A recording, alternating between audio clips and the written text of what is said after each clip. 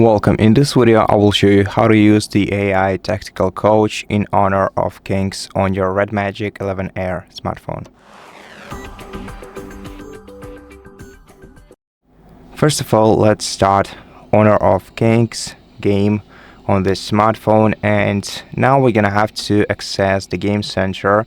To do that, swipe it from either top right or top left side of your smartphone like this, and in game like Honor of Kings you will see this little tile which says AI assisted play mode, and if you tap on it you'll be able to turn on AI assisted play mode, and you can also automatically identify a plan for your gaming coach, and then you can just start playing, and AI coach will tell you what tasks you should complete in what time. You will also get interactive timers during gameplay. So right now you just have to select your character and start playing, and from time to time you'll get some tasks from your AI coach. You can disable it at any moment just by tapping this icon once again and disabling AI assisted play mode.